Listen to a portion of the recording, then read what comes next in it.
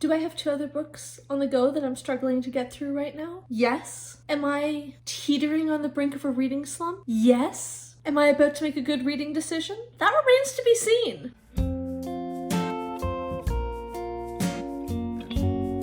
Hi everyone, Rosie here. Welcome back to my channel. It's time to start another reading vlog. I'm gonna read The Eye of the World, the first book in the Wheel of Time series by Robert Jordan. This will not be surprising to you if you saw my July TBR. It's up here. I've said that I want to read the first book in this series before the TV show comes out later this year, and I'm gonna make it happen. I'm also trying to stay in the light, which is like right above my chair, so basically every angle has terrible shadows, and I'm doing what I can with it. I don't know, I'm just really in the mood for like an immersive fantasy book right now, not the 2 other books I'm reading, so I think I'll keep reading those like 10 pages or a chapter a day and just let myself go nuts with Eye of the World. I don't know, I'm really excited. I'm talking a lot about my reading state because I don't really know what to say about Eye of the World to start. As I mentioned in my TBR, I don't know that much about it, and then Amrita told me not to look anything up and just to start reading, so like, you know I always listen to her. So I'm just gonna start reading Eye of the World and let you know how I'm getting on, I guess. It's several days later now, but I have been making really good progress, and this book is so long that I thought if I update you every time I read anything, it's just gonna get out of hand with this vlog. So I'm now about 15% of the way into the book. I think it's like 100 something pages. I'm kind of reaching a forking point in this vlog. I either continue spoiler free or I go spoilery. I know I've done like a 2 version in the past, and that was cool. I did like doing that when I did it for The Martian, shameless plug up here. But for this one, I just kind of want to make one video. I don't want it to be too complicated, and gut instinct, spur of the moment, we're going spoilery. I feel like this book is popular enough and it's been out for long enough that hopefully I won't drive everyone away with a spoilery video. And also, I don't know about you guys, but if I have read a book, watching a spoilery vlog can be so much fun. Amrita was saying in a video that I watched yesterday to make the content that you want to make, and that's why she's always so thoughtful. So you know what? I'm gonna take your advice. I want to make a spoiler-filled vlog. Wow, this is way too much explanation. Ooh, lighting change. Okay, so Wheel of Time. 15% of the way in. I'm even more excited now than I was when I started. You guys know how excited I was to get into this, which was weird. It wasn't the one on my TBR that I was looking forward to the most when I set the TBR, but I was like, oh, that sounds cool. I do want to read that book, so I'll put it on. And then I was just in the mood for it, and I started reading, and I'm even more in the mood for it now. I have a lot of thoughts about how the beginning of this book is set up and how we're introduced to this world, but they're thoughts that I feel like I don't know the series and Jordan's writing enough to talk about. Basically, I just listened to Fellowship of the Ring by Tolkien like 2 weeks ago, and then I started reading this book, and there's a lot of elements that seem like very similar. Now, I haven't read a lot of this type of fantasy. I read a lot of fantasy adjacent stuff and urban fantasy and, I mean, Discworld, but I haven't read a lot of like true high fantasy, so maybe I'm picking up on similarities that are just like parts of the genre. But for example, are they even called Black Riders? I don't think so. But there's these creatures, these terrifying, mysterious, cloaked figures on horses that come up and fill you with terror and dread. Like I said, I don't feel like I'm familiar with this series enough to start talking about how it compares to Tolkien and stuff. But I have noticed that, and maybe if I eventually reread this series like 5 times and like get on that level, I'll talk about it. But I'm sure other people have in much more educated ways. And like, to be clear, that's not a bad thing. I have loved the beginning of this book. And I think that's partly because although there are these similarities, there's also important differences that make the tone and the feel totally different. One of the big ones I've noticed is this series starts deeper into the conflict. At least that's the impression I get. Again, I'm only like 15% of the way into the first book. I very much have the sense that this isn't we're in an idyllic situation and something's about to change. It's the world has changed and these people are starting to be affected by it, and all of the things brewing outside of this perfect little country are starting to seep in already. And I find that really interesting. I like how quickly Jordan has actually got to some action. I didn't think I was someone who really enjoyed action in books, honestly. And reading this, I kind of do feel like, oh, I'm really liking how detailed this is. I should probably go just keep reading. But so positive so far. I'm so excited. This is feeling so good. I have been reading all weekend and I have been absolutely terrible at updating. I last updated when I was 15% of the way through this book. I'm now 45% of the way through and just flying on. Admittedly, I've had a lot of time to read this weekend, but I don't know. I'm just so gripped in this book. Yesterday, Saturday, I kept thinking, right, I must pause and update on all my thoughts. And I just was always feeling, oh, I'll just read another chapter. I'll just read like another 5% and then I'll update. And somehow I read a third of the book. Well, wait, okay, I should back up. This filming style, me hanging laundry on my drying rack while I chat with you, is inspired by Jo of Jo Loves to Read. She does such great reading vlogs, and I swear in every single one she manages to clearly update everyone on the book that she's reading while also doing her ironing. And I'm just like, how do you do it? So I'm gonna try. I don't iron anything.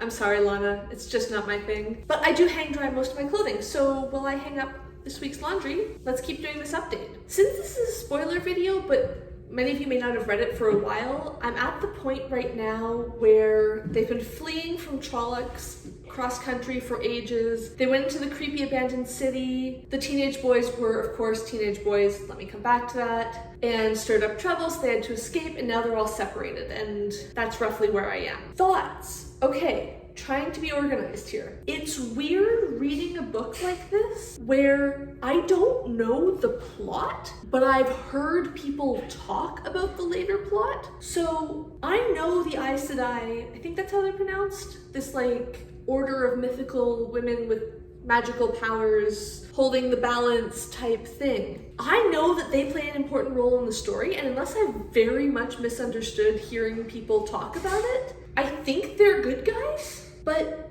the book is setting it up. It kind of makes me wonder, am I supposed to think that they'll be bad guys? Because Rand and Matt and Egwene and Perrin, the four kids from the village, plus all the adults who are variously associated, are very much like, oh, you can't trust them. They're tricksy. They'll, take from you. They're not good. Be wary of the Aes Sedai. And I can't tell if I'm meant to be seeing this as a misunderstanding on behalf of the common people who don't get what this group do, or if I, the reader, am also supposed to be doubting these people. It's an interesting perspective to be reading from and not one I'm used to. Oh, I said I wanted to come back to teenage boys, which look, I feel like I'd prefer this book if it were narrated by Egwene. I don't know how to pronounce her name. While I have nothing but respect and kindness and compassion towards any individual teenage boy and his journey, always want them to be making positive growth, having positive progress, don't want to make any individual teenage boy feel awful. Teenage boys TM as the main characters of fantasy novels, I'm not sure I'm here for. They're not bad characters. I'd say actually they're just really teenage boy. And again, nothing against any one person. I honestly just feel like I'm at a point in my life where I've read it too many times, and I haven't even read that much in this genre. I feel like I'm expressing this all very badly. I can't wait to see these characters grow up, is I think the thing that I want to say. I think they're not badly written now. It's nothing like that. It's more, I think they're going to become more interesting as they get older. Some of the things I've heard Emrita say about some of these characters, I'm like, I don't see it right now. So I assume sometime in the next 10 books, something's gonna develop that's gonna change my mind. And I'm excited for that development, because right now the only one of the four youths that I really feel any interest in is Egwene, because she's just, to me, so far, so perfectly written as the teenage girls with idiot teenage boys surrounding her. And I relate. I was an idiot as a teenager, of course, we all were, but it was a different kind of idiot. What else? Oh, this book absolutely makes me want to just get a crusty roll and put a hunk of cheese in it and eat it whole while absolutely starving. It's definitely got that type. One last thought before I go to bed. I think the dream sequences and prophecy element will be a lot more interesting on a reread. Now, I feel ridiculous saying this because I'm less than halfway through the first book in the series, and this is a massive series. But from what I've heard other people say, there's a lot of things that are set up in this first book and that pay off 7 books later. So when you look at it knowing what's going to happen 7 books later, you can read all these things and be like, oh wow, yeah, you were really laying the groundwork. At least that's what I understand. Correct me if I'm wrong. Anyways, all of these extended dream sequences, and we've had so many prophecies, or maybe not, but it just feels like we've had so many prophecies. I think those elements are going to be more interesting later. Right now I have this feeling of like, I know there's meaning in here, but I don't know what it is yet. And maybe that's because I'm not used to reading this kind of book and thinking about that. Am I supposed to be trying to figure out what's going to happen from the prophecies? I don't know. I can't believe I'm getting confused by this. I should go to bed. Friends, I have got myself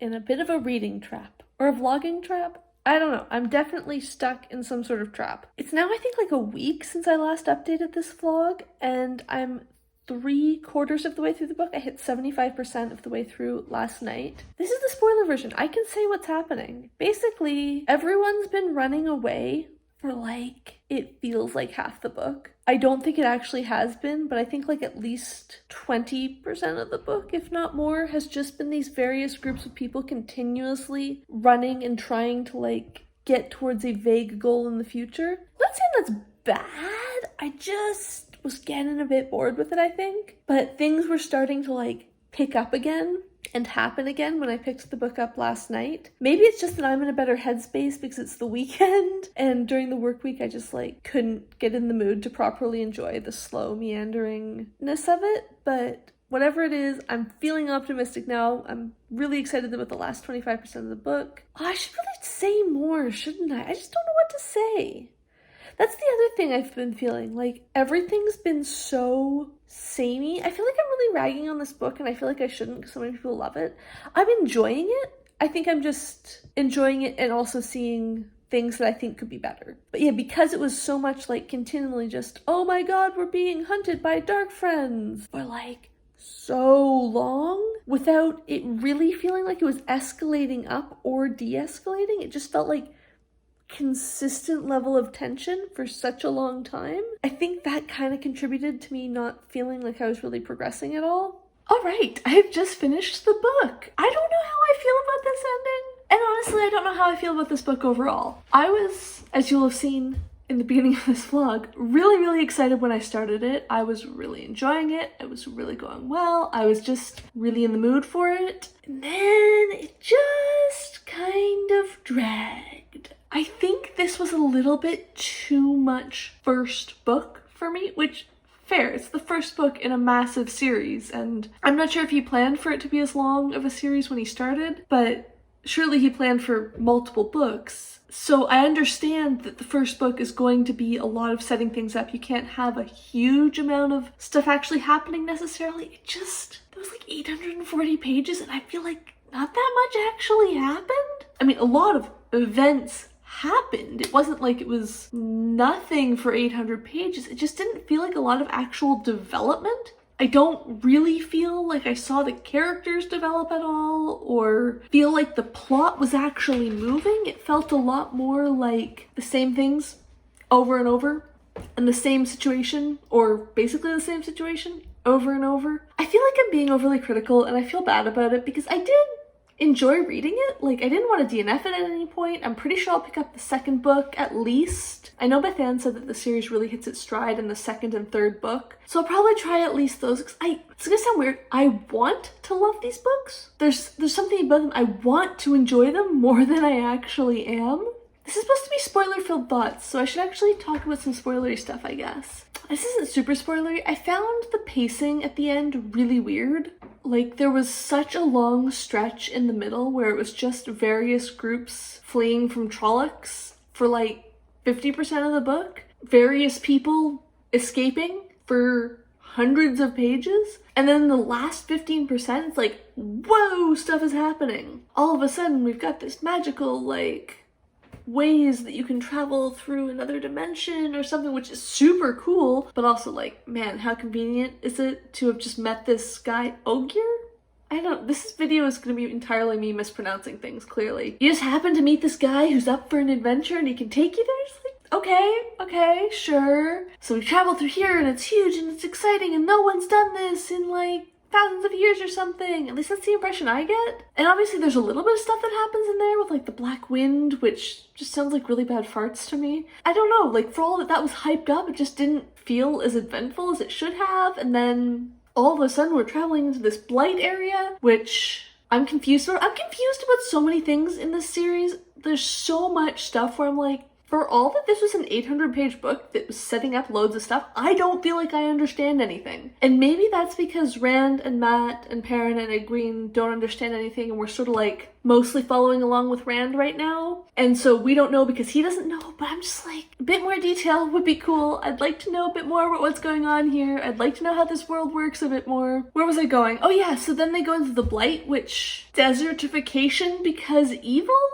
I don't really get it. And oh look, we found the thing, and oh no, there's like, it just, why was that so compressed? Rand has like, what is it, 1 chapter, maybe 2 chapters to face off against this bad guy who's apparently like the root of all evil or something, and we have a 2-chapter face off when you had like 20 chapters about people just fleeing from Trollocs? I feel like this could be weighted a bit differently. I wish I had like a really strong feeling either way, that like either I hated this book and I don't want to continue, or oh my god, I love this book and it's my new favorite thing, but I just don't know how to feel yet, which is weird because this book is longer than a lot of series that I read. That's fine though, I guess it's just an incentive to read the second book at some point. Alright, I'm gonna end this vlog now because I've been ranting in this clip for like 5 minutes and I don't think I've actually said anything, so let me wrap up. Let me know down below. I assume most of you who are watching this have read Wheel of Time, and specifically Eye of the World, because why would you be watching a reading vlog